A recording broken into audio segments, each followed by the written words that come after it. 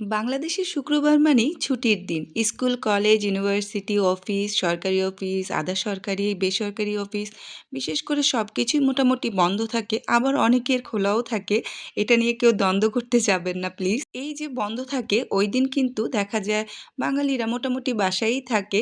তো বাসায় থাকলে দেখা যায় ভোজনপ্রিয় বাঙালির ভোজন কিন্তু করতেই হয় এবং ভোজনের তালিকায় শুক্রবার যেহেতু ছুটির দিন এবং বাসায় আমরা কিন্তু একটু স্পেশাল কোনো খাবার রাখার চেষ্টা করি যার যার অবস্থান থেকে। তো সেরকমই আমার বাসায়ও আমি মাঝে মধ্যেই শুক্রবারে বাসায় থাকলে আমরা চেষ্টা করি যে বিশেষ কিছু আয়োজন করার। তো সেই আয়োজনই কিন্তু আমি আজকে করছি। আসসালামু আলাইকুম এভরিওয়ান, ওয়েলকাম টু সুমিনাজ ডায়েরি।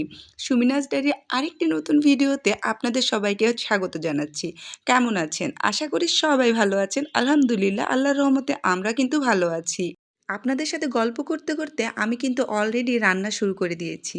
রান্না শুরুর আগেই দেখেছিলেন আমি একটা মশলা তৈরি করে নিয়েছিলাম, যার মধ্যে ছিল একটা টমেটো, ২ পদের বাদাম, কাঁচামরিচ এবং কিশমিশ, যেটা আমি একসাথে ব্লেন্ড করে নিয়েছিলাম। এরপর তার মধ্যে ২ টেবিল চামচ টক দই, ২ টেবিল চামচ আদা রসুন পেস্ট এবং ২ টেবিল চামচ মিক্স মশলা। যেই মিক্স মশলার রেসিপি অলরেডি আমি আমার চ্যানেলে অনেক আগেই শেয়ার করেছি, চাইলে আপনারা দেখে নিতে পারেন।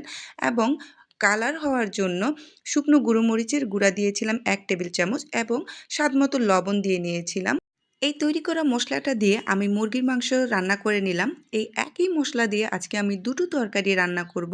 মুরগির মাংস অলরেডি আমার হয়ে গিয়েছে। দেখেন কি সুন্দর কালার আসছে, দেখতে কিন্তু বেশ ভালো লাগছে। তো এখন আরেকটা তরকারি রান্না করে নিব। সেই তৈরি করা মশলা দিয়েই একটু তেল দিয়ে তার মধ্যে পেঁয়াজ কুচি দিয়ে ভেজে নিচ্ছি এবং ওই মশলাটা দিয়ে আবার তেলের মধ্যে ভেজে নিব। তারপর আমি একটু ভেজিটেবল রান্না করব।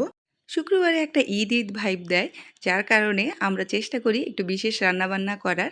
সে যে যেমন রান্না করিই না কেন, চেষ্টা করি ভালো কিছু রান্না করার যার যার সাধ্যমতো। সেই তো ভেজিটেবল রান্না করছি, এখানে প্রয়োজন হলে লবণ দিয়ে নিব।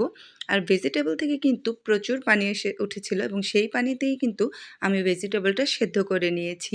আপনারা ছুটির দিনে কে কী রান্না করেন সেটা কিন্তু জানাতে ভুলবেন না। যারা আমার ভিডিওটি দেখছেন অবশ্যই ভালো লাগলে লাইক, কমেন্ট এবং শেয়ার করে দিবেন এবং আমার ফেসবুক পেজ সুমিনাজ ডায়েরিটি অবশ্যই ফলো করে পাশে থাকবেন এবং আমার ইউটিউব চ্যানেল সুমিনাজ ডায়েরি অবশ্যই সাবস্ক্রাইব করে আমার পাশে থাকবেন। আপনার ছোট্ট একটি শেয়ার বা লাইক বা কমেন্ট বা সাবস্ক্রাইব বা ফলো আমাকে কাজ করার অনুপ্রেরণা জাগায়। তো আপনারা অনেকেই আমাকে ভালোবেসে সবসময় পাশে থাকেন, যেটা আমার খুবই ভালো লাগে এবং আমার অনেক বেশি বড় পাওয়া।